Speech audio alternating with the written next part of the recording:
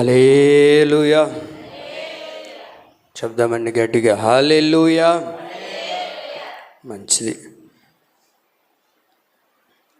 మన ప్రభువును మన రక్షకుడైన యేసుక్రీస్తు అతి పరిశుద్ధమైన నామంలో దేవుని యొక్క దివ్య సన్నిధిలోనికి చేరికుడి వచ్చిన నా దేవుని ప్రియులందరికీ కూడా నా నిండు హృదయపూర్వకమైన వందనాలు. దేవునికి స్తోత్రాలు. అందరికీ వందనాలు. అందరూ బాగున్నారా? చెప్పండి అండి, అందరూ బాగున్నారా? మంచిది. నా దేవుడు మిమ్మల్ని అందరినీ కూడా ఆశీర్వదించునుగాక. పరిశుద్ధ గ్రంథాలను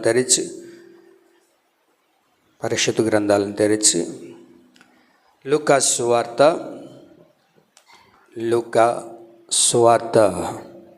మొదటి అధ్యాయం,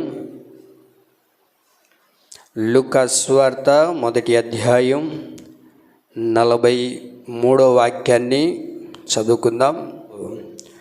నా ప్రభు తల్లి నా యొద్దకు వచ్చుట నాకెలాగూ ప్రాప్తించెను. తలెత్తిన వైపు చూడండి. ఇక్కడ ఎలిజబెత్ వృద్ధాప్యంలో దేవుని ద్వారా చక్కటి గర్భఫలాన్ని పొందుకున్నారు. ఆమె దగ్గరకు మరియమ్మ వచ్చింది. ఎవరి దగ్గరకు వచ్చారు? మరియమ్మ ఎవరి దగ్గరికి వెళ్ళారు? చెప్పాలి. ఎవరి దగ్గరికి? ఎలిజబెత్ దగ్గరికి వెళ్ళినప్పుడు ఆ ఎలిజబెత్ తల్లిగారు మరియమ్మను చూసి మాట్లాడిన మాట ఏంటంటే, నా ప్రభు తల్లి నా యొద్దకు వచ్చుట నాకు ఎలాగూ ప్రాప్తించెను. నేను ఎంతటి దానిని, నా దగ్గరికి ఏంటి, స్వయంగా ఎవరు వచ్చారు అని అంటే, ఒక మాటలో చెప్పాలి అని అంటే దేవుడే ఆమె దగ్గరకు దిగి వచ్చాడు. ఆమేన్. వాస్తవానికి ఎలిజబెత్ అమ్మ తల్లిగారు వయసులో చాలా పెద్దది.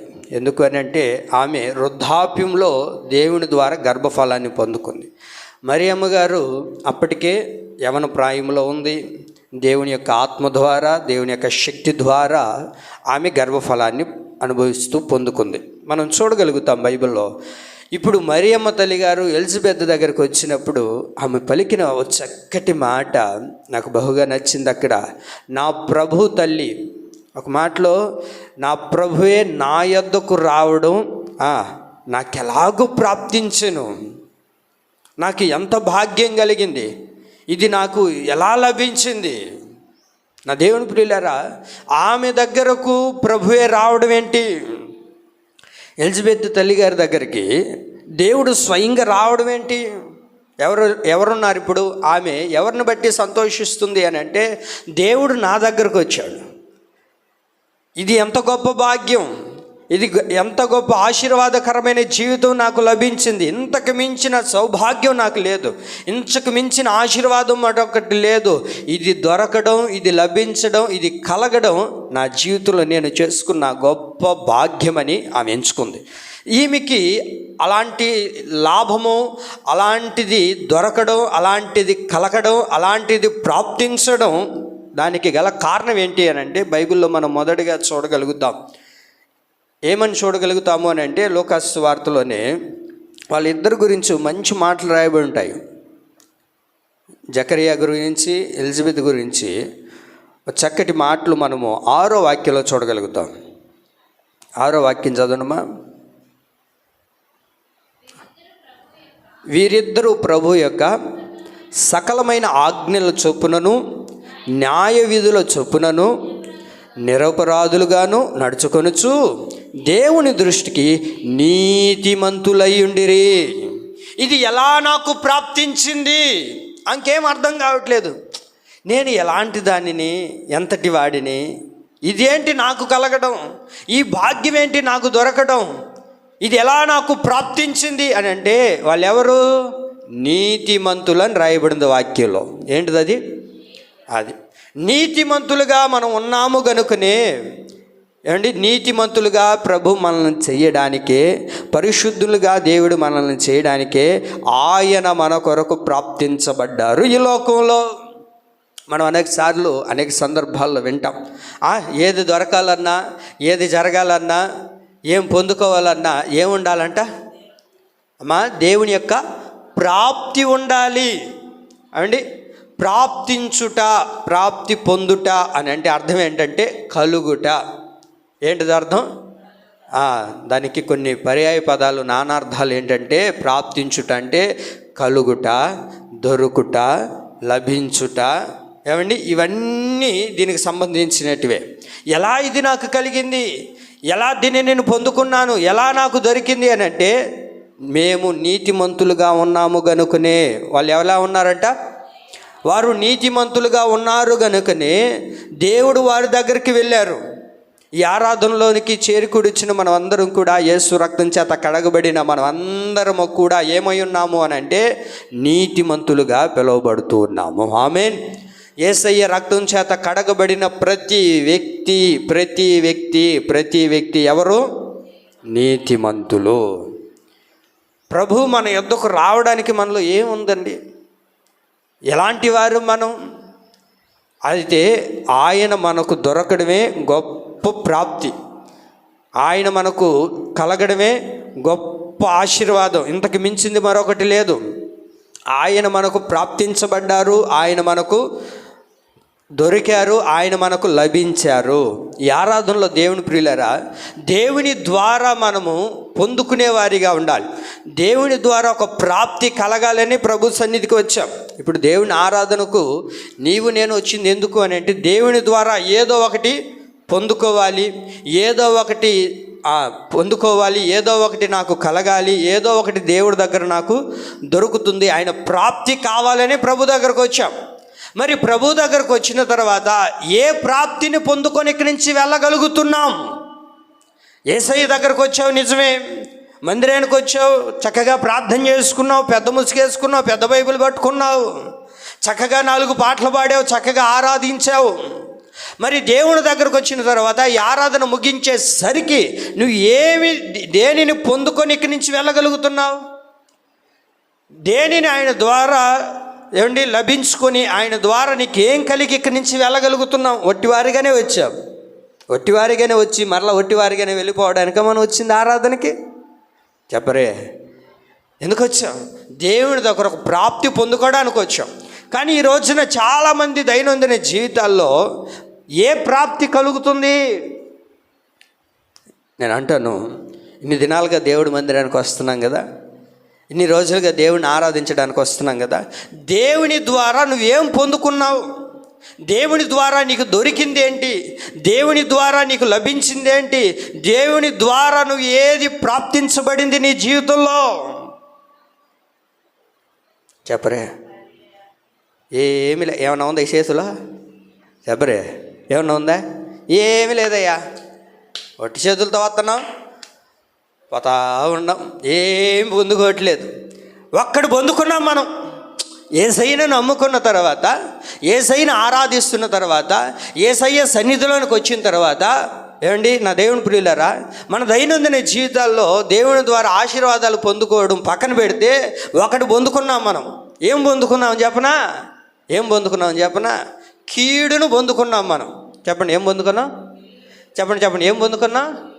ఏమి ప్రాప్తించింది మన బ్రతుకులో, మన జీవితాల్లో ఏది ప్రాప్తించింది ఈరోజు అని అంటే కీడు ప్రాప్తించింది. మనం అప్పుడప్పుడు అంటుంటాం, ఏందోనయ్యా ఏది నాకు కలిసి రావట్లేదు, ఎంతసేపు నా బ్రతుకులో కీడు కీడు కీడు. ఒక కీడు పోతే ఇంకొకటి, ఈ కీడు పోయిందంటే ఇంకొక కీడు పోయిందంటే ఏదో ఒక కీడు నన్ను తరుముకుంటూ వస్తుంది. ఈ 2026 సంవత్సరం అన్నా బాగుంటుందిలే, ఉన్న కీడులన్నీ కూడా ఈ సంవత్సరంలో పటాపంచులైపోతాయి. ఉన్న కీడులన్నీ కూడా చెప్పండి పోతాయి యేసునామములో అనుకున్నాను, కానీ ఇప్పటికి 3 నెలలు అవుతున్నాయి, కానీ ఉన్న కీడులు ఇంకా ఎక్కువ అవుతున్నాయి, కానీ తగ్గట్లేదే పాత్రయ్యా. ఎడ తగ్గుతాయి నీకు? నువ్వు తగ్గుతాయి అనుకుంటున్నావా? నీకు తగ్గాలి అని అంటే ఎందుకు ఈ కీడు నీ జీవితంలో, మన జీవితంలో ప్రాప్తించింది? ఏమండి, ఈనాటికి ఈ రోజుకి ఏదో ఒక కీడు మనం వద్దన్నా, మనం కాదన్నా, విడిచిపెట్టమన్నా అది మనల్ని విడవకుండా మనకు ఆ కీడు ఎందుకు ప్రాప్తించింది? ద్వితీయోపదేశకాండం 31వ అధ్యాయం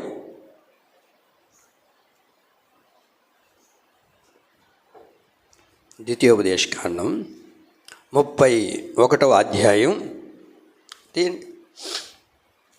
ద్వితీయోపదేశకాండం 31వ అధ్యాయం 17వ వాక్యం.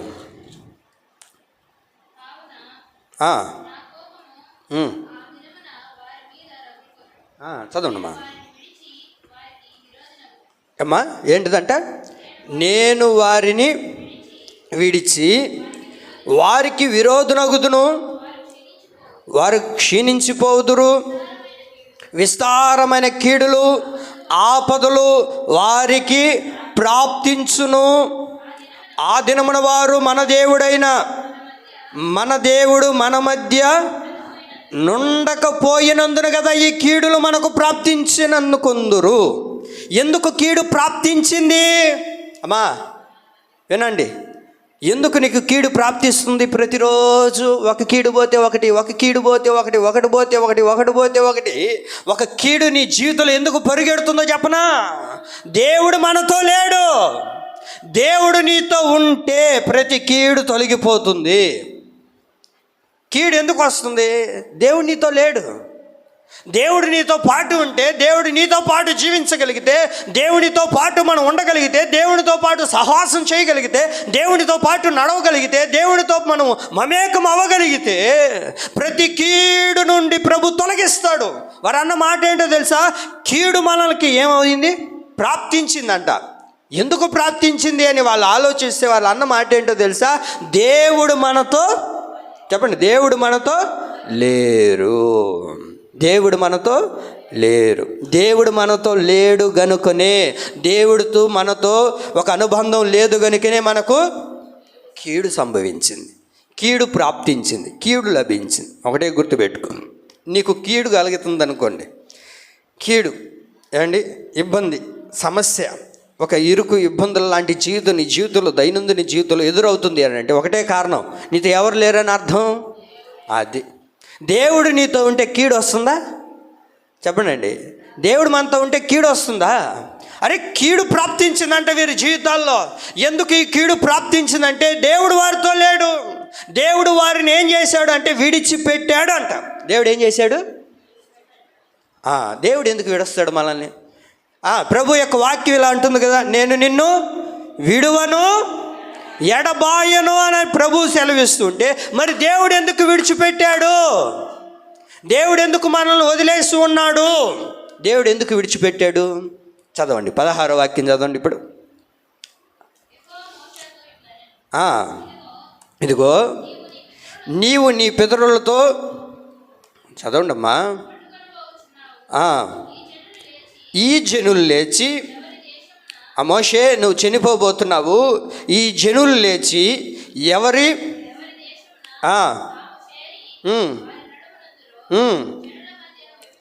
అక్కడ చూడండి, జనుల మధ్య వ్యభిచారులై ఆ అన్యుల దేవతల వెంట వెళ్ళి నన్ను విడిచి నేను వారితో చేసిన నిబంధనను మీరుదురు. ఎందుకు దేవుడు విడిచిపెట్టాడు అని అంటే, అన్య దేవతల వైపు తిరిగారు వాళ్ళు. ఏం చేశారు? అన్య దేవతల వైపు తిరిగి దేవుని యొక్క నిబంధనలు మీరారు. దేవుడు వారిని ప్రేమించి, దేవుడు వారి మీద కృప చూపించి, దేవుడు వారికి ఆజ్ఞల్లోనే పలకలను ఇచ్చి వారితో దేవుడి నిబంధనలు చేసినప్పటికీ వాళ్ళు ఏం చేశారు అంటే దేవుడిని విడిచి అన్య దేవతల వైపు తిరిగారంట. వాళ్ళు ఏం చేశారు? అన్య దేవతల వైపు తిరిగారు, లోకం వైపు తిరిగారు, లోక ఆచారాల్లో తిరిగారు, లోకపు అలవాట్లతో తిరుగుతున్నారు, లోకములోనే బ్రతుకుతున్నారు. కనుకనే ఇప్పుడు దేవుడు వారిని విడిచాడు. ఇప్పుడు ఏం సంభవించింది వారికి అని అంటే కీడు సంభవించింది. మీకు అర్థమైందా నా మాట? అర్థమైందే వ్యర్థమైందా? అర్థం కాకుండా ఉండారా? చెప్పండి. అది కీడు వస్తుంది అని అంటే ఒకటే, దేవుడు నన్ను విడిచాడు. దేవుడు ఎందుకు విడిచాడు?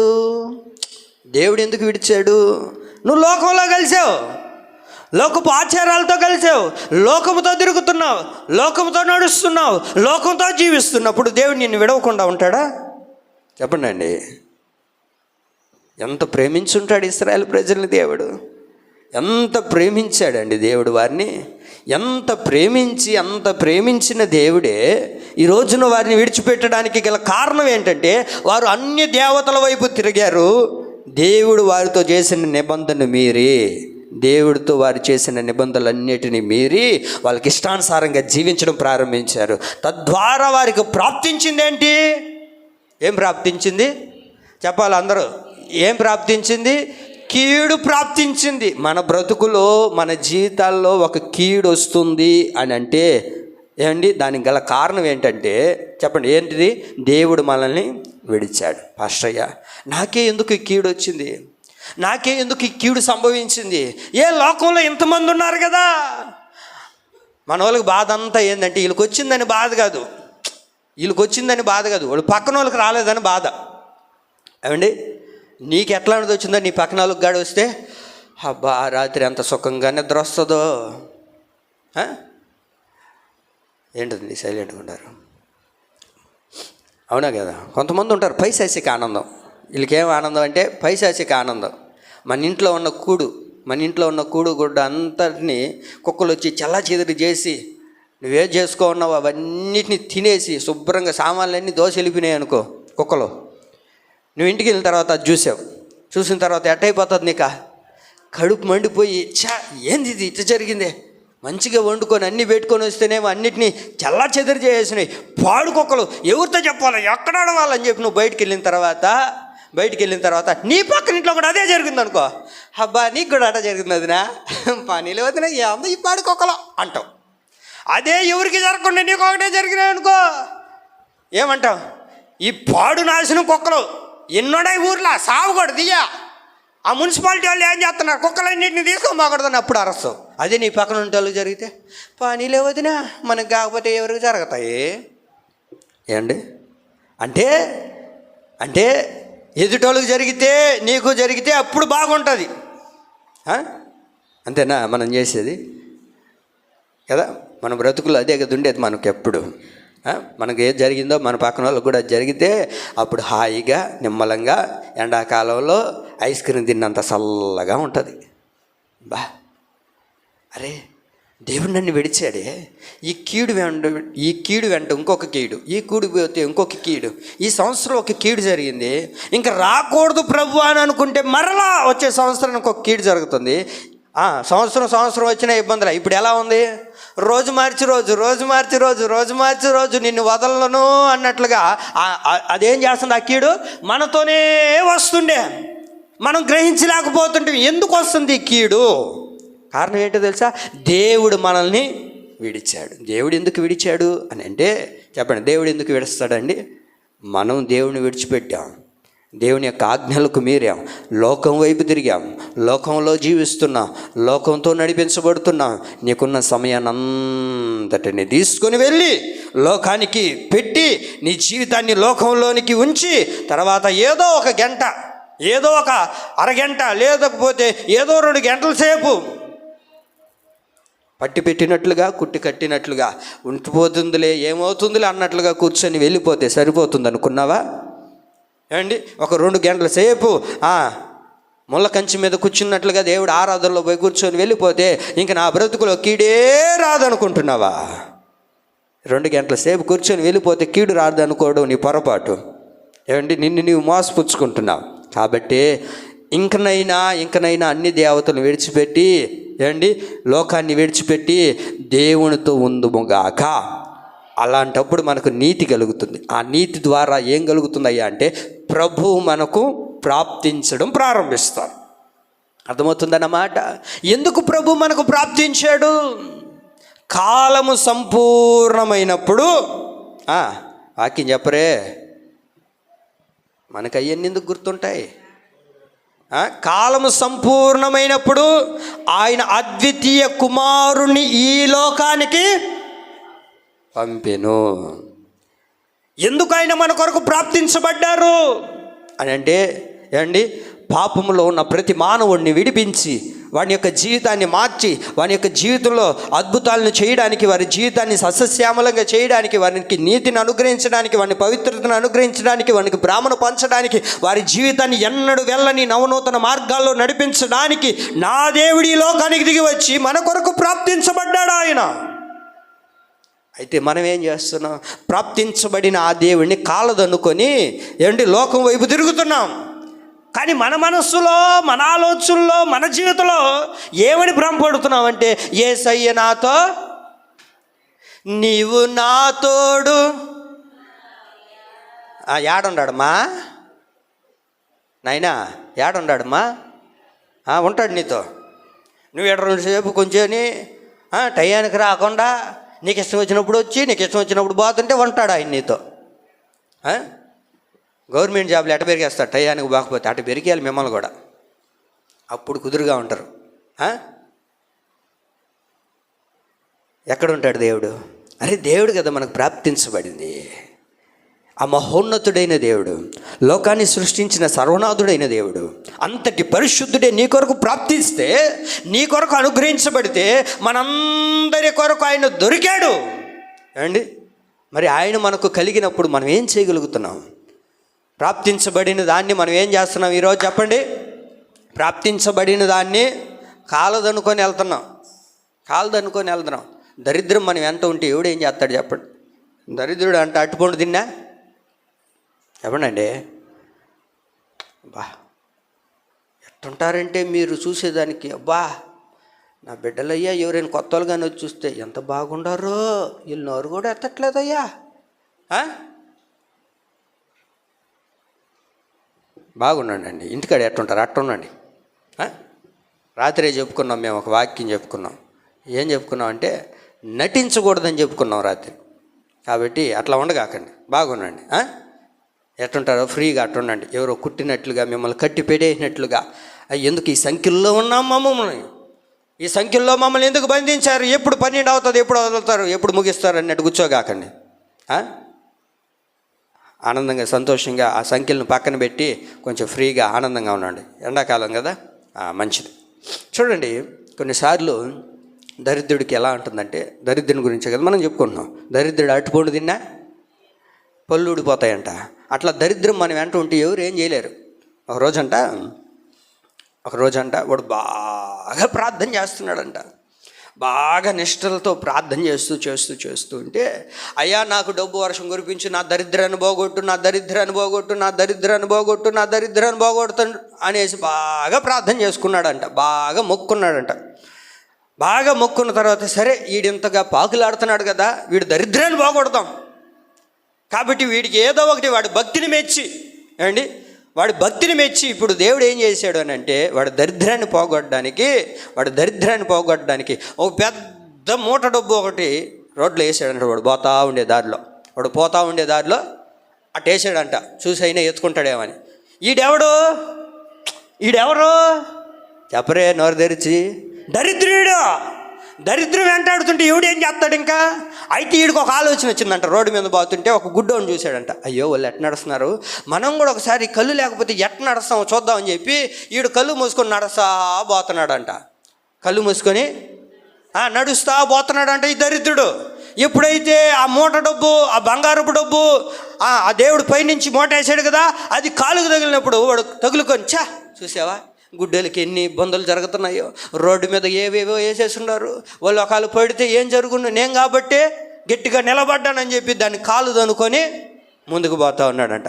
అప్పుడు దేవుడు చూశాడంట, అరే దరిద్రుడు నీ వెంట ఉంటే నీకు ఎన్ని ఆశీర్వాదాలు వచ్చినా, ఎన్ని దీవెనలు వచ్చినా చెప్పండి, కాలు దనుకొని పోతానే ఉంటాడు వాడు, బ్రతుకు మారదు. ఎన్ని దేవుడు ప్రాప్తించినప్పటికీ దాన్ని ఏం చేస్తుంటాం? కాలు దనుకొని పోతా ఉంటాం.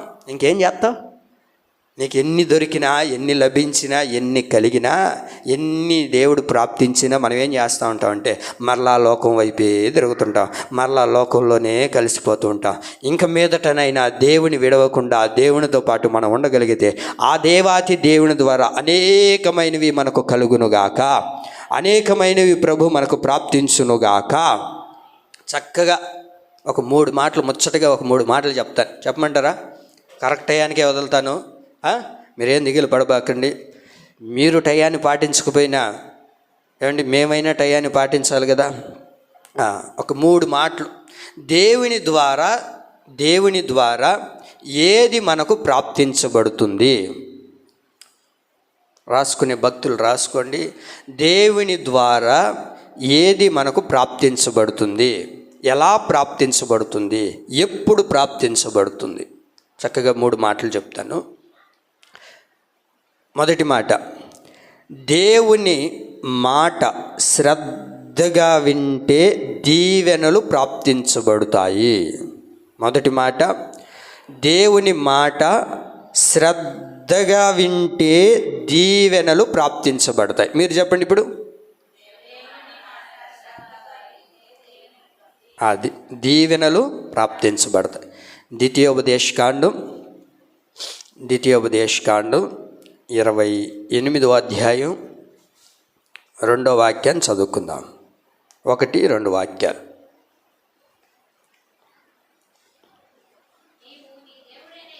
నీవు నీ దేవుడైన యెహోవా మాట శ్రద్ధగా విని నేడు నేను నీకు ఆజ్ఞాపించుచున్న ఆయన ఆజ్ఞలన్నిటినీ అనుసరించి నడుచుకుని ఎడల నీ దేవుడైన యెహోవా భూమి మీదనున్న సమస్త జనముల కంటే నిన్ను హెచ్చించును. నీవు నీ దేవుడైన యెహోవా మాట విని ఎడల ఈ దీవెనలన్నీ నీ మీదకి ప్రాప్తించును. ఆమేన్. ఎప్పుడు ప్రాప్తిస్తుంది? దీవెన అనేది ఒక మనిషికి, ఒక వ్యక్తికి, ఒక ఆత్మీయుడికి, ఒక క్రైస్తవుడికి ఎప్పుడు దీవెనలు అనేటివి ప్రాప్తించబడతాయి? మనం ఈ ఆరాధనలోనికి చేరికూడి వచ్చింది ఎందుకు? దేవుని ద్వారా ఏదో ఒక దీవెన పొందుకోవడానికే, దేవుని ద్వారా ఏదో ఒక ఆశీర్వాదాన్ని పొందుకోవడానికే. ఆయన ద్వారా ఏదో ఒక దీవెన ప్రాప్తించబడుతుంది, ఆయన ద్వారా ఏదో ఒక దీవెన దొరుకుతుంది, ఆయన ద్వారా ఏదో ఒక దీవెన కలుగుతుంది. ఏదో ఒక దీవెన మాకు లభించకుండా పోతుందా అనే కదా మనం ప్రభు సన్నిధికి వచ్చాం, ప్రభు దగ్గరికి వచ్చాం. మరి ప్రభు దగ్గరికి వచ్చినప్పుడు, ప్రభువుని మనం ఆరాధించేటప్పుడు, ప్రభు సన్నిధికి వచ్చినప్పుడు ఒక దీవెన కూడా మనకు లభించకపోతే ఎట్లాగా? ఒక వ్యక్తికి దీవెనలు ప్రాప్తించబడాలి అని అంటే ఏం చేయబడాలి? చెప్పండి, ఏం చేయాలి? దేవుని మాట శ్రద్ధగా వినాలి. చెప్పండి, ఏం చేయాలా? అది. దీవెనలు రాలేదు, దీవెనలు కురవలేదు, దీవెనలు రాలేదంటే నువ్వు మాట శ్రద్ధగా వినాలి. హలో, మాట అనేది అందరు వింటారు, మాట అందరు వింటారు, చెవులు ఉండే ప్రతి ఒక్కడు వింటాడు. అది కాదు ప్రాముఖ్యత, మాట వినడం కాదు. ఈ మాట ఎలా వినాలి అని అంటే శ్రద్ధగా వినాలంట. ఈ రెండిటికి చాలా తేడా ఉంది. వినడం వేరు, శ్రద్ధగా వినడం వేరు. వినేది ఎవడైనా వింటాడు, చెవులు ఉండే ప్రతి ఒక్కడు వింటాడు, చెవులు ఉండే ప్రతి వ్యక్తి, ప్రతి మానవుడు వింటాడు. చెవులు ఉండే ప్రతి వ్యక్తి వింటాడు. వింటాడా? వినరా అమ్మా? అందరు వింటున్నారు. ఇప్పుడు చోటోళ్ళు కూడా వింటున్నారుగా, మిషన్లు వచ్చి. ఆ మాట అనేది అందరు వింటారు, కానీ శ్రద్ధగా వినడం ప్రాముఖ్యత ఇక్కడ. శ్రద్ధగా వినడం అంటే ఏంటి? చెవులతో, మనస్సుతో శ్రద్ధగా విని అర్థం చేసుకుని వాటిని పాటించడం కావాలి. ఇప్పుడు విన్నాం వాక్యం, పోయిన ఆదివారం ఏం వాక్యం విన్నాం? పోయిన ఆదివారం ఏం వాక్యం విన్నాం? అది సంగతి, అది సంగతి. ఇంకెందుకు ఆగండి. విన్నావు కానీ శ్రద్ధగా విన్నావు, శ్రద్ధగా విన్నావా? శ్రద్ధగా వినడం అంటే ఏంటి? చెవులతో విని, మనసుతో విని, వాటిని అర్థం చేసుకొని, వాటిని ఆచరించి, వాటిని పాటిస్తే నా దేవుడు ఖచ్చితంగా నీకు దీవెనలనేటివి ప్రాప్తిస్తాడు. నా ప్రభు చెప్పారు కదా, ఈ నెలలో నేను నిన్ను చేరదీస్తాను అన్నాడు. ఈ వారంలో మీరు గుండెలు మీద చేసుకుని చెప్పండి, ఎన్ని సందర్భాల్లో నీవు బాధపడలేదు? ఈ వారం రోజుల్లో ఎన్ని సందర్భాల్లో బాధపడలేదు? ఎన్ని పరిస్థితులు బట్టి బాధపడలేదు? ఎన్ని కష్టాలను బట్టి బాధపడలేదు? మరి వాటన్నిటిని బాధపడినప్పుడు ఒక్కసారైనా దేవుని చేత నువ్వు చేరదీయబడ్డావా? లేదు. అవన్నీ అనుభవాలు మనకెందుకు వస్తాయి? మనకు రావు. మనకు రాలేదు అని అంటే నువ్వేమని? దేవుని మాట ఎలా విన్నాం. వినేది ఏముంది? ఎవడైనా వింటాడు. పైన భాగాలు పోతుంది, అందరూ వినేవాళ్ళే. కానీ శ్రద్ధగా విని వాటిని అర్థం చేసుకొని వాటిని పాటించేవాడు దేవుడికి కావాలి. అలాంటి వాడికి మాత్రమే దీవెనలు అనేటివి కలుగుతాయి. దీవెన రాలేదంటే ఎట్టొస్తుంది నీకు? వస్తుంది అనుకున్నావా? ఏమండి, వస్తుందా? రాదు. ప్రభు ఎవరో నీకు తెలియాలి. దేవుడు ఎవరో తెలుసా నీకు? చెప్పండి అండి, దేవుడు ఎవరో తెలుసా నీకు? నీళ్ళు తాగే లోపల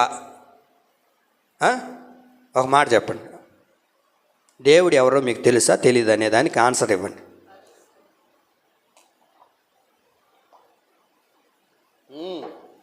వచ్చారా? ఆలోచించారా? చెప్పండి, ఏమడిగాను నేను? దేవుడు ఎవరో నీకు తెలుసా అని అడిగాను. నన్ను అడగకండి మళ్ళీ. నాకెవరో తెలుసు కాబట్టే నేను 9:30కు వచ్చా, 9:20 వచ్చా. నాకు దేవుడు ఎవరో తెలుసు. మరి నీకు తెలుసా దేవుడు ఎవరో? దేవుడు ఎవరో నీకు తెలిస్తే నువ్వు టయాన్ని పాటిస్తావు. దేవుడు ఎవరో నీకు తెలిస్తే నువ్వు దేవుడిని ఆరాధిస్తావు. దేవుడు ఎవరో నీకు తెలిస్తే ఆయన పూజించడం ప్రారంభిస్తావు. దేవుడు ఎవరో తెలిస్తే నువ్వు ప్రార్థన చేస్తావు. దేవుడు ఎవరో తెలిస్తే నువ్వు వాక్యం చదువుతావు. దేవుడు ఎవరో తెలిస్తే నువ్వు టయాన్ని పాటిస్తావు. దేవుడు ఎవరో నీకు ఇంకా తెలియలే. దేవుడు ఎవరో తెలుసా నీకు? తెలుసా? నీకు ఒకటి తెలుసు, దేవుడు ఎవరో? యేసు ప్రభువా ఆయనే కదా. దేవుడు ఎవరో తెలిస్తే నీ బ్రతుకు మారుతుంది. దేవుడు ఎవరో తెలిస్తే నీ మాట మారుతుంది. దేవుడు ఎవరో తెలిస్తే నీ నడక మారుతుంది. దేవుడు ఎవరో తెలిస్తే నీ ప్రవర్తన మారుతుంది. దేవుడు ఎవరో తెలిస్తే నీ జీవితమే అద్భుతకరంగా నా దేవుడు మారుస్తాడు. ఇంకా మన ఎవ్వరికి కూడా ఇక్కడ కూర్చొని వాళ్ళకి దేవుడు ఎవరో తెలియదు. ఎవరో చెప్పినారు భక్తులు, దేవుడు, నేను నీళ్ళు తాగేటప్పుడు చెప్పాను, పరిశుద్ధుడు అంట. మా తెలీదు. దేవుడు ఎవరో నీకు తెలిస్తే అండి ఆయన క్రమాన్ని నువ్వు పాటిస్తావు. వినడం ఏముంది, ఎవరైనా వింటారు. కానీ శ్రద్ధగా విని దానిని అర్థం చేసుకొని ఏమండి దానిని పాటించగలిగితే దీవెనలన్నీ నీకు కలుగుతాయి. ఉగాది ఇప్పుడు ఉగాది తెలుసు మీకు, అది తెలుసుగా చెప్తారు. ఉగాది 19వ తారీఖు. 19వ తారీఖు నుంచి మీ ఆధార్ కార్డులు, మీ రేషన్ కార్డు, మీ క్యాస్ట్ ఇన్కమ్ ఇవన్నీ సర్టిఫికేట్లు ఉంటాయి కదా, అవన్నీ ఒకసారి సరిగ్గా చేసి పెట్టుకొని అన్నీ కరెక్ట్గా ఉన్నాయో లేదో చూసుకోండి. 15వ తారీఖు నుంచి వేస్తాడంట అన్న డబ్బులు. ఇది మాత్రం గుర్తుంటుంది మనకు. 19వ తేదీలోపు సరిగ్గా పెట్టుకోవాలా. మళ్ళీ పడకపోతే అట్ట నెల వేస్తాడు కదా 1500, నెలకి 1500 వేస్తారు. డబ్బులు ఎందుకు పోవాలా? అప్పుడు మాత్రం శ్రద్ధగా వింటాం. శ్రద్ధగా విని అన్నిటినీ తూచా చెప్పకుండా అన్ని పేపర్లన్నీ పెట్టుకొని ఏదైనా ఎక్కడైనా మిస్టేక్ అయిందేమో, ఆధార్ కార్డు బ్యాంకుకి లింక్ అయిందా లేదా అన్నీ శ్రద్ధగా వింటాం. అప్పుడు ఎందుకు చెప్పండి, ఈ లోకంలో ఉన్న డబ్బు పడడానికి అంత శ్రద్ధగా వింటే దేవుని ద్వారా ఆ మహోన్నతుడైన ద్వారా నీకు దీవెన కావాలి అని అంటే నువ్వు ఎంత శ్రద్ధగా వింటున్నావు? అసలు శ్రద్ధగా వినగలుగుతున్నావా? మనం వినిపోతున్నాం. ఆదివారం ప్రార్థనలో, బుధవారం ప్రార్థనలో ఏదైనా కూడుకులు పెడితే దాంట్లో వింటున్నాం. కానీ మనస్సుతో వినగలుగుతున్నావా? దాన్ని అర్థం చేసుకోగలుగుతున్నావా? ఏం మాట్లాడుతున్నాడు నా దేవుడు? నాతో ఏం మాట్లాడుతున్నాడు? నా తండ్రి నాతో ఏం మాట్లాడబోతున్నాడు ఈ ఆరాధనలో? ఆయన మాట్లాడింది నేను అర్థం చేసుకునే ఆ మనస్సు, ఆ జ్ఞానం అది నాకుందా? నువ్వు దేవుని దగ్గరికి వచ్చిన తర్వాత పరిశుద్ధాత్మదేవా నాకు ఆ జ్ఞానాన్ని ఇవ్వయ్యా. విని వెళ్ళిపోవడం కాదు ప్రభువా, విని దాన్ని అర్థం చేసుకోవాలి. అర్థం చేసుకున్న నేను పాటించాలి. పాటిస్తున్న నేను నీ ద్వారా దీవెనలు పొందాలి అయ్యా. ఎక్కడ నేను అరిచి నా గొంతు బావడమే కానీ ఎప్పుడు పేలిపోతుందో లేదు దీని గొంతు. మీరు మాత్రం వినట్లే. ఎలా వినాలి? శ్రద్ధగా మనసు పెట్టి నీ మనసు అంతా ఇక్కడ ఉంచుకొని, ప్రభువా నువ్వేం మాట్లాడబోతున్నావు? ఈ ఆరాధనలో ఏం ప్రాప్తించబోతున్నావయ్యా? ఏది నాకు కలగచేయబోతున్నావు ప్రభువా? ఏది నా బ్రతుకులో ఏది దొరకబోతుంది ఈ ఆరాధనలో? అరే స్కూల్కి వెళ్ళే ఒక పిల్లోడే స్కూల్కి వెళ్ళే ఒక విద్యార్థి ఈరోజు వెళ్ళి నేను స్కూల్లో ఏం నేర్చుకోవాలి, ఏం లెసన్ చెప్తారు, ఏం పాఠం నేర్పిస్తారు, నేను దాన్ని వినాలి కదా, శ్రద్ధగా విని దాన్ని నేర్చుకోవాలి కదా అని ఒక విద్యార్థి దాన్ని నేర్చుకునేటప్పుడు దేవుని సంఘానికి వస్తున్నా నీవు, దేవుడు నీతో మాట్లాడుతూ ఉంటే ఏం నేర్చుకుంటున్నావు, ఏం వింటున్నావు, ఏం అర్థం చేసుకోగలుగుతున్నావు? శ్రద్ధగా వినడం ముఖ్యం, వినడం కాదు. వినడం ఏముంది, అందరూ వింటారు. వినిన తర్వాత ఇంటికి వెళ్ళిన తర్వాత పాత్రయ్యా వాళ్ళ ఇంట్లో ప్రార్థన అంటే ఎప్పుడా విన్నావు, కానీ నువ్వు మనసుతో వినలా, నువ్వు శ్రద్ధగా విన్నావు. కొంతమంది చెప్తారు విన్నాం కానీ పాత్రయ్యా మర్చిపోతావు. నువ్వు ఎందుకు మర్చిపోవు? రేపు 1500 ఇస్తాడు, మర్చిపోతా? సరే 1500 తీసుకొని నాకు ఇచ్చేసామని మర్చిపోవు. అది మాత్రం గుర్తుంటుంది. చెప్పండి, కొరవన్నీ మర్చిపోతాం. అనవసరమైనవి మాత్రం గుండెల్లో పెట్టుకొని ఉంటావు, అవసరమైనవి మాత్రం విడిచిపెడతాం. హలో, ఎక్కడున్నావు బ్రదర్? నేను ఎక్కడున్నానయ్యా? నీ మందిరంలోనే కదా ఉన్నాను, నీ సన్నిధిలోనే కదా ఉన్నాను. ఎప్పుడైతే దేవుని యొక్క స్వరాన్ని విన్నాడో అతను ఎక్కడ ఉన్నాడో తెలుసుకున్నాడు. అమ్మా, మీకు అర్థమైందన్నమాట? ఎక్కడున్నాడు ఈయన? దేవుడి మందిరంలోనే ఉన్నాడు. దేవుని మందిరంలో ఉన్నప్పుడు దేవుని స్వరం అతనికి వినబడింది. దేవుని స్వరం అతనికి విన్నప్పుడు అతను ఏ స్థితిలో ఉన్నాడో, ఏ పరిస్థితుల్లో ఉన్నాడో, ఎలాంటి దౌర్భాగ్యమైన స్థితిలో ఉన్నాడో అది గ్రహించగలిగాడు. నువ్వు ఆరాధనకు వస్తున్నావే, నువ్వు దేవుని మందిరకు వస్తున్నావు కదా. మనం ఏ స్థితిలో ఉన్నావో మనకు తెలియాలి. తెలిసిన తర్వాత దాన్ని విడిచిపెట్టాలి. విడిచిపెట్టగలుగుతున్నావా? విడిచిపెట్టట్లేదు అని అంటే కారణం ఏంటో తెలుసా? ఆయన స్వరాన్ని శ్రద్ధగా వినడం లేదు.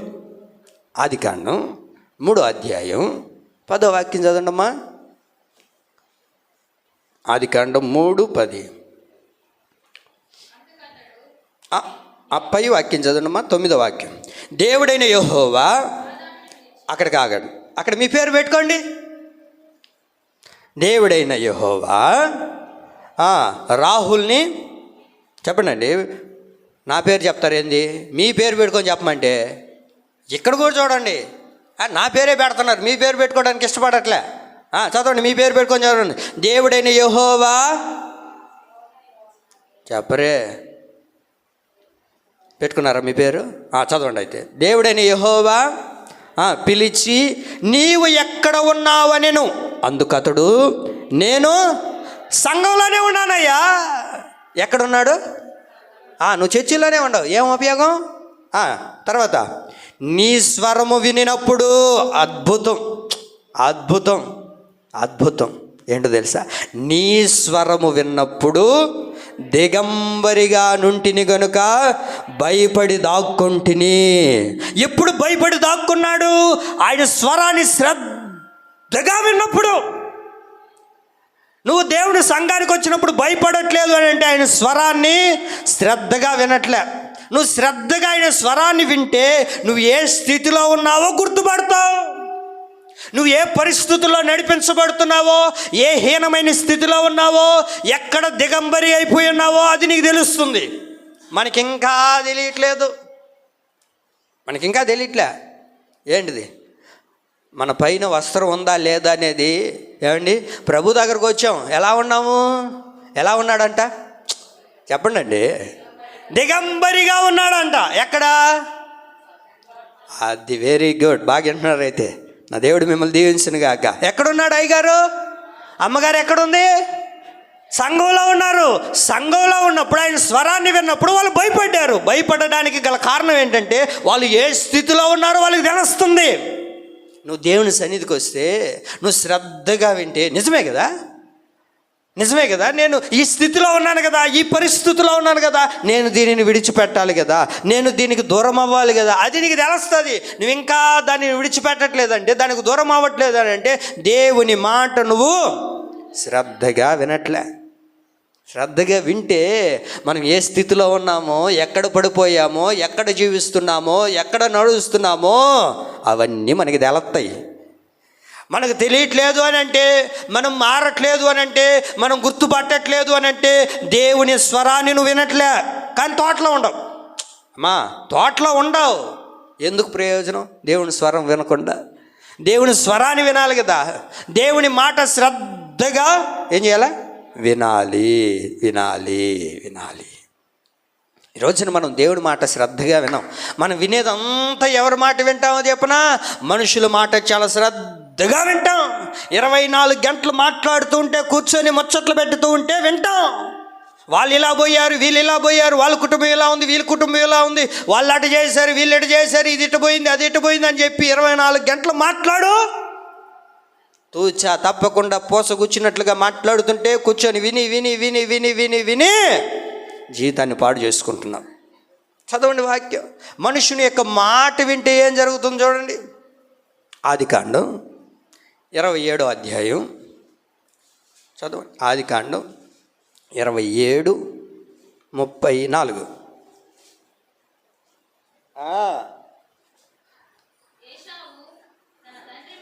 చూడండి అక్కడ.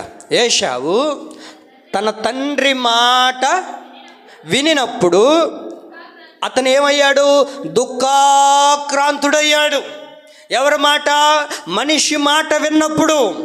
నువ్వు మనిషి మాట విన్నావు అని అంటే ఆ మాట నీకు దుఃఖాన్ని కలగజేస్తుంది. మనిషి మాట నువ్వు వింటున్నావు అని అంటే అది నిన్ను బాధను కలగజేస్తుంది. మనిషి మాట నువ్వు విన్నావు అని అంటే అది నీకు మనోదుఃఖాన్ని కలగజేస్తుంది. అరే దేవుని స్వరాన్ని కదా నువ్వు వినాలి. దేవుని స్వరాన్ని వింటే ఏం కలుగుతుంది చెప్పండి అండి? దేవుని మాట, దేవుని స్వరం నువ్వు శ్రద్ధగా వింటే దీవెనలు కలుగుతాయి. కానీ మనిషి మాట వింటే ఏం కలుగుతుంది? మనోదుఖం. మనిషి బాగా మాట్లాడంటే బాగానే మాట్లాడతారు, మై మరిపిస్తారు, ముచ్చటగా మాట్లాడతారు. ఎలా మాట్లాడతారో ఇంకా అంత అద్భుతంగా మాట్లాడతారు. కానీ చివరికి ఆ మాటల ద్వారానే మనకు మనోదుఖాన్ని కలగజేస్తారు. ఏశావు తన తండ్రి మాట విన్నప్పుడు ఏమయ్యాడు? మనోదుఖం, దుఃఖాక్రాంతుడిగా మార్చబడ్డాడు. ఎందుకు నీకు ఈ జీవితంలో, ఈ బ్రతుకులో, ఈ జీవిత పయనాల్లో అనేక సందర్భాల్లో కొన్ని మాటలు మనకేం కలగజేస్తుంటాయంటే బాధను కలగజేస్తాయి, బాధను కలగజేస్తాయి, దుఃఖాన్ని కలగజేస్తూ ఉంటాయి. ఏమ్మా ఎందుకు ఇంతటి దానికి, ఇంత ఇబ్బందికి, కీడుకి, ఇంత శ్రమకి నీకు ఎందుకు వచ్చింది? ఎందుకు దానికి నువ్వు ప్రాప్తించుకున్నావు? ఎందుకు అది పొందుకున్నావు? ఎందుకు అలాంటి పని చేసావు అని అంటే, ఏం లేదు పాట్రయ్య, మా ఆయన ఎన్ని మాట్లాడాడో తెలుసా, ఆ మాటలకు తట్టుకోలేక ఏదో భయపెడదాం అనుకొని. ఏం పోసుకునేది అంటే ఈమె చెప్పండి, భయపెట్టడానికి కిరోసిన్ పోసుకునిందంట. దాని ద్వారా ఏమైంది? చచ్చూరుకునింది. మనిషి మాటను బట్టి మనోదుఖం. ఎవరి మాట వింటున్నావు ఈరోజు? దేవుని మాట కదా నువ్వు వినాల్సింది. దేవుని మాటను కదా శ్రద్ధగా వినాలి. మనుషుని మాట విని మనుషుని మాటకు నువ్వు భయపడిపోతున్నావు. మనిషి యొక్క మాట నీకేం కలగజేస్తుంది అంటే దుఃఖాన్ని కలగజేస్తుంది, బాధను కలగజేస్తుంది. ఏమండి, అవునా కదా? మనిషి మాట ఏం కలగజేస్తుంది? మనకు దుఃఖాన్ని కలగజేస్తుంది.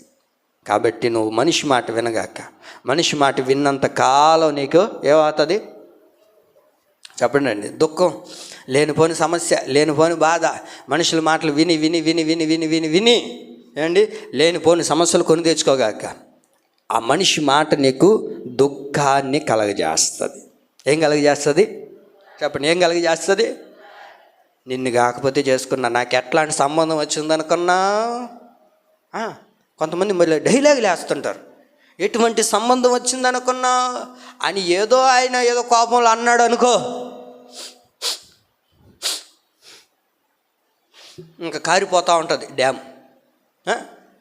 నేనేదో ఊరికే అన్నానులే జోక్గా. నువ్వు లేదులే, నీ మనసులే, లేకపోతే ఎందుకంటావు? అవునులే. చూడండి, ఈ మనిషి మాట నీకేం కలగజేస్తుంది? దుఃఖాన్ని కలగజేస్తుంది. దేవుని స్వరం వింటే నీకు దీవెన కలుగుతుంది. మనిషి మాట వింటే నీకేం కలగజేస్తుంది?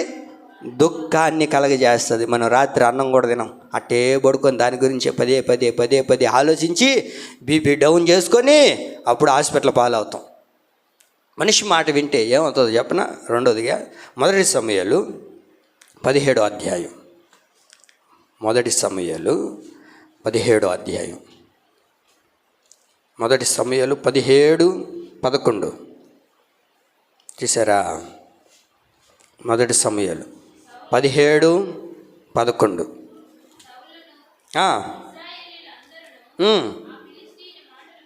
సౌలును ఇశ్రాయేలు అందరూ ఆ ఫిలిష్తీయుని మాట వినినప్పుడు, అది ఎవరి మాట వినాలి? వీళ్ళెవరు? ఇశ్రాయేలు ప్రజలు. రాజుగారు ఆ దేశంలో ఉన్న ప్రజలందరూ కూడా ఎవరి మాట విన్నారు అని అంటే ఫిలిష్తీయుల మాట విన్నారంట. అమ్మా ఏం చేశారంటమ్మా? అది వాడొచ్చి నిలబడి, లేపేస్తా మిమ్మల్ని అందరినీ, క్రైస్తవుడు అనేవాడు ఎక్కడ కూడా భూమి మీద ఉండకూడదు అనే చట్టం రాబోయింది అనుకోండి. వస్తుంది ఖచ్చితంగా, ఇప్పటికే వచ్చింది అనుకోండి. అలాంటి మాటలు చెప్పినప్పుడు, ఓయమ్మ నా జీవితం ఏందో, నా బిడ్డలు ఏమైపోతారో, నేనేమైపోతానో చెప్పండి. అరే ఎవడికి భయపడుతున్నావు? ఏమండి అక్కడ చూడండి, సౌలు ఇశ్రాయేలు ప్రజలు ఫిలిష్తీయుని యొక్క మాటలకు ఏమయ్యారంట చెప్పండి. వాళ్ళు మాటలు వినినప్పుడు బహుభీతులైరై ఏమైపోయారంటే భయపడిపోతున్నారు, ప్రాణాలని గుప్పిట్లో పెట్టుకొని ఉన్నారు. ఏం చేయాలో తెలియని పరిస్థితి, ఏమైపోతుందో తెలియని రోజులు. ఎక్కడ చూసినా క్రైస్తవుల్ని దాడి చేయాలి, క్రైస్తవుల్ని పాడు చేయాలి, క్రైస్తవ్యాన్ని భూమి మీద లేకుండా చేయాలి ఏమండి అనేవాళ్ళు చాలామంది భూమి మీద తిరుగుతూ ఉన్నారు. వాళ్ళని చూసి నువ్వేం భయపడబాక, ఏమండి వాళ్ళని చూసి నువ్వేమి బెదిరిపోబాక. సౌలు ఇశ్రాయేలు ప్రజలు ఏమైపోయారు? ఫిలిష్తీయులు మాటలు విని భీతులైపోయారంట, భయపడిపోయారంట. అయ్యా ఇప్పుడు ఏమైపోతుందో, ఏం జరగబోతుందో. నువ్వు మనిషి మాట వింటే నీకు భీతినే కలుగజేస్తారు, మనిషి మాట వింటే నీకు భయాన్నే కలుగజేస్తారు. మనిషి మాట నువ్వు వింటేనే చెప్పండి ఏం కలుగుతుంది? భయం. ఈరోజున మానవుల్ని భయపెడుతుండేది ఒకటే, ఏమండి ఏం జరగబోతుందో తెలియదు. ఇంకొక 4 రోజులైతే మన దేశం మీద కూడా చెప్పండి ఏమొస్తుంది? వేస్తారు ఖచ్చితంగా. అన్నీ జరుగుతూ ఉంటాయి, అన్నీ ఒకరికొకరు జరిగినప్పుడు ఇక్కడ పడకుండా ఉంటాయా? పడినప్పుడు చెప్తున్నారు న్యూస్లో, అయ్యేగా చెప్తుండేది. మన దేశం మీద కూడా బాంబులు వస్తాయి, యుద్ధాలు జరుగుతాయి, భయపెట్టే వాళ్ళు ఎన్నో ఉంటారు. వాటన్నిటిని చూసి వాటన్నిటిని విని భయపడి బాబాక్క. ఒక ఛానల్ ఉంది, అది కూడా న్యూస్ ఛానలే. ఆ ఛానల్లో కరెక్ట్ అయిన విషయం పెట్టడం అక్కడ ఏం జరిగిందో తెలుసా మీకు అని పెడతాడు. మొన్న ఏం చెప్పారు, అక్కడంతా బాంబులు పడుతున్నాయి, ఇక్కడంతా చెప్తున్నారు. అది నిజమే అని చెప్పి చూస్తే అక్కడుండే దేశస్తులు ఏమంటారంటే అసలు బాంబు ఈ మీడియా మీద వేసేయాలా, ఎందుకంటే బాగుండే దేశాలను కూడా బాంబులు వేస్తున్నారు, అక్కడ ఉండే వాళ్ళందరూ పారిపోతున్నారు, ఇట్టయిపోయింది అట్టయిపోయింది అని చెప్తుండే వీళ్ళు ఇక్కడేమో అంతా బాగానే ఉంది, మా మీదకి ఏం రావట్లేదు అని వాళ్ళు చెప్తుండే. చూడండి, మనిషిని భయపెట్టడానికి మానవుడు ఎన్నో ప్రయత్నాలు చేస్తున్నారు. కాబట్టి నువ్వు మనిషి మాట వినొద్దు. మరి ఎవరి మాట వినాలి? దేవుని మాట నువ్వు శ్రద్ధగా వినాలి. ఎలా వినాలి చెప్పండి? ఎలా వినడం కాదు ముఖ్యతం, శ్రద్ధగా వినాలి. విందామా? ఎవరి మాట? ఇప్పుడు నేను ఒకటి అడుగుతాను. ఇప్పుడు దేవుడి మాట నీకు శ్రద్ధగా వినబడాలంటే ఏం చేయాలా? మధ్యాహ్నం అన్నం తిని, రాత్రికి కూడా అంత మెతుకు తిని, రేపు ఉదయాన్నే లేచి కూర్చోండి. ఈ వారం అంతా కూర్చొని, ప్రభువా నాతో మాట్లాడిన ఆయన, నీ స్వరం వినిపించిన ఆయన, నీ స్వరం వినిపించిన ఆయన, వినిపించిన ఆయన అన్నవానికి అసలు పొరపాటున ఆయన మాట్లాడు. ఎందుకు? ఉపవాసం ఉండి దేవుడి దగ్గర ప్రార్థన చేస్తే దేవుడు మాట్లాడ్డా? చెప్పండి అండి, మాట్లాడ్డా? మీరు మాట్లాడాలి. మాట్లాడకపోతే ఎట్లా చెప్పండి? వింటాడు కదా, ఆయన మాట్లాడే దేవుడు కదా, మాట్లాడే చెప్పండి అండి, పాడండి. మాట్లాడే తర్వాత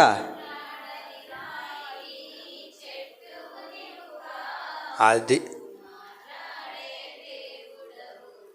ఆయన మాట్లాడే దేవుడు కదా. మరి నువ్వు ఉపవాసం ఉంటే ఎందుకు మాట్లాడట్లేదు?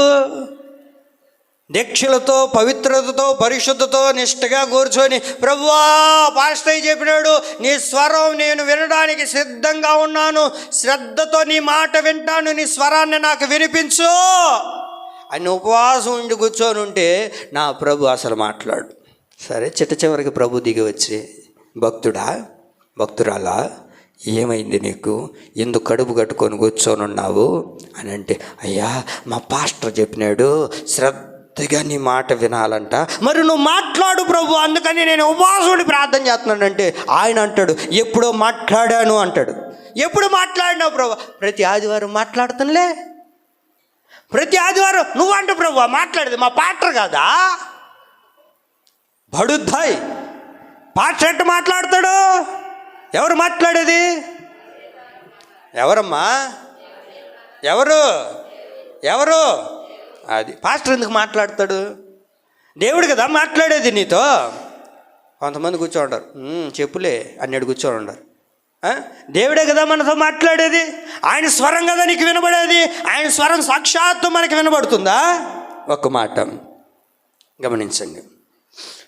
దేవుని యొక్క సన్నిధిలో సమర్పించుకొని ఆ తల్లి త్యాగం చేసి ఆ బిడ్డను ఏమండి ముద్దొచ్చే బిడ్డను దేవుని సన్నిధిలో వదిలేసి వెళ్ళిపోయిన తర్వాత ఆ బాలుడికి దేవుని స్వరం వినబడిందంట.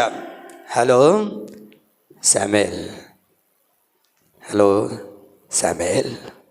వెంటనే లేచి కూర్చొని, ఎవరినని పిలిచింది? పరిగెత్తుకుని వెళ్ళి, అయ్యా దయచేయండి నీ దాసుని ఇక్కడే ఉన్నాను చెప్పుము అని అడిగితే, ఏరా నిద్ర రాట్లే? నువ్వే కదా అయ్యా పిలిచింది. నేను ఎందుకు పిలిచాను? పో, కళ్ళగా అంటున్నావేం, పడుకోబో. మళ్ళీ పడుకున్నాడు. శామ్యూయల్ వెంటనే లేచి కూర్చొని మళ్ళీ వెళ్ళాడు దైవజనుడి దగ్గర. అయ్యా పిలిచావే, చిత్తగించు, చెప్పు. అయ్యా నేను నిన్ను పిలవలేదు, ఈసారి నిన్నెవరైనా పిలిస్తే చెప్పుమయ్యా నేను వింటున్నాను అనేసి అడుగు, ఆయన నీతో మాట్లాడతాడు. ఇప్పుడు ఆయన వెళ్ళాడు, మరలా దేవుడు అతను పిలిచినప్పుడు చిత్తగించుమయ్యా నేను ఇక్కడే ఉన్నా అన్నాడు. నేను మీకు చెప్పదలసిన మాట ఏంటంటే, ఈ శామ్యూయలు ఇక్కడ కూర్చొని ఉన్నాడు కదా, దేవుడి మాట విన్నాడు కదా, ఎవరి దగ్గరికి వెళ్ళాడు? పిలిచింది ఎవరు? చెప్పాలి. పిలిచింది ఎవరు? వెళ్ళింది ఎవరి దగ్గరికి? పిలిచింది ఎవరు? వెళ్ళింది ఎవరి దగ్గరికి? పాస్టర్ గారికి. అమ్మా పాస్టర్ స్వరం దేవుని స్వరం, పాస్టర్ స్వరం దేవుని స్వరం. ప్రతి ఆదివారం ప్రతి ప్రార్థనలో నా దేవుడు నీతో మాట్లాడుతుంటే నువ్వు వినకపోతే ఎలాగా? ఆయన స్వరం నీకు వినిపిస్తూ ఉన్నప్పుడు నువ్వు శ్రద్ధగా వినకపోతే ఎలాగా? ఆయన మాట వింటే ఏమండి దీవెనలు అనేటివి మనకు కలుగుతాయి. దేవుడు ఆయన సేవకుని నిలబెట్టి దేవుని యొక్క నోటి బోరగా దైవ సేవకుని వాడుకొని నీతో నాతో మాట్లాడతాడు. మనందరితో ప్రభు మాట్లాడుతాడు. ఆయన మాట వింటే 81వ కీర్తన 8వ వాక్యం. 81వ కీర్తన 8వ వాక్యం చూడండి. తీసారు అందరూ? 81:8 చదవండి. నా ప్రజలారా ఆలకించండి. అయ్యో ఇశ్రాయేలు, నీవు నా మాట విని ఎడలా ఎంతో మేలు ఆశీర్వాదం దీవెన నీకు కలగాలి అని అంటే ఆయన మాట నువ్వేం చేయాలి? చెప్పండి ఏం చేయాలి? శ్రద్ధగా వినాలి. శ్రద్ధగా వింటే ఆయన దీవెనలన్నీ నీకు ప్రాప్తించునుగాక. చెప్పండి ఏం జరుగుతుంది? చెప్పండమ్మా, ఏం కలుగుతుంది? ఆయన దీవెనలన్నీ కూడా నీకు ప్రాప్తించబడతాయి, నీకు కలుగుతాయి. ఏంటి ఆయన దీవెనలు?